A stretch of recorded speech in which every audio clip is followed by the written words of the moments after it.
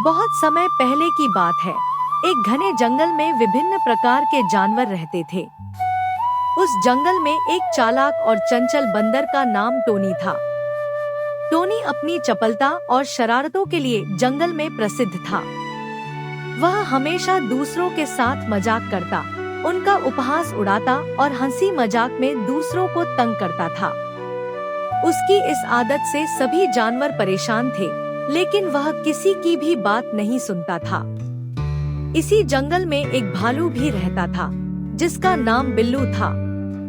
बिल्लू बहुत शांत और समझदार था, लेकिन उसकी शारीरिक बनावट बड़ी भारी थी, जो उसे बाकी जानवरों से अलग करती थी। उसकी चाल थोड़ी धीरे धीरे होती थी और उसकी मूंछें भी लंबी थी।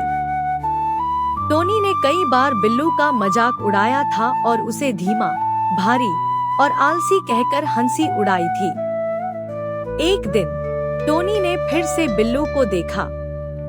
वह एक पेड़ के नीचे आराम से लेटा हुआ था।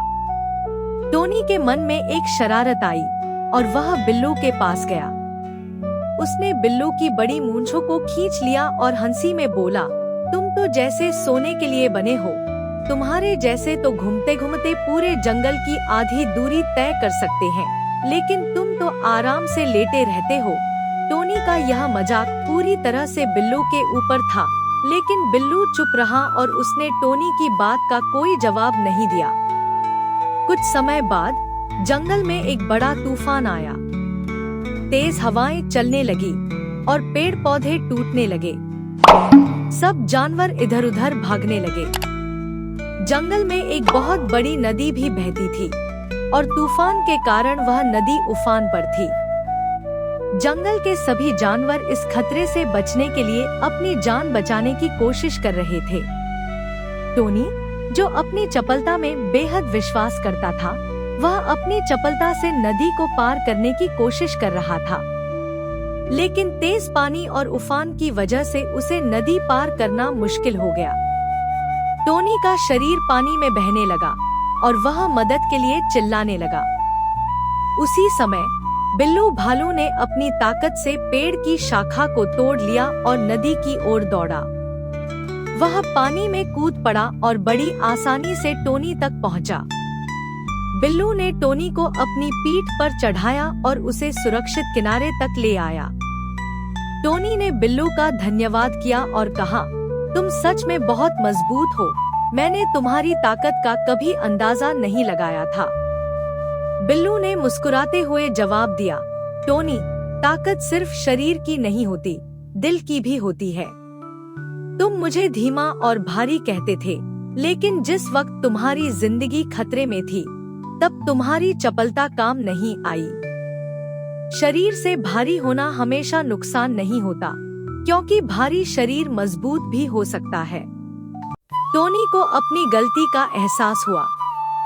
उसने बिल्लू से कहा, मुझे तुमसे माफी चाहिए। मैंने तुम्हें हमेशा मजाक में लिया, लेकिन आज मुझे समझ में आया कि हमें किसी का मजाक नहीं उड़ाना चाहिए। हर किसी की अपनी खासियत होती है और हमें उसका सम्मान करना चाहिए। बिल्लू ने टोनी को सिखाया कि हर जानवर की ताकत और कमजोरी अलग होती है। हमें अपनी कमजोरियों को स्वीकार कर अपनी ताकत पर विश्वास करना चाहिए। टोनी ने यह वादा किया कि वह अब कभी किसी का मजाक नहीं उड़ाएगा और हर किसी को सम्मान देगा। उस दिन के बाद से टोनी का रवैया पूरी तरह से बदल गया। वह अब जंगल में किसी का मजाक नहीं उड़ाता और सबके साथ अच्छे से पेश आता। बिल्लू और टोनी की दोस्ती और भी मजबूत हो गई। दोनों ने जंगल में रहते हुए एक दूसरे से बहुत कुछ सीखा और समझा। सीख, हमें कभी भी किसी का मजाक नहीं उड़ाना चाहिए। हर किसी में कोई ना कोई विशेषता होती है और हमें सभी का सम्मान करना चाहिए।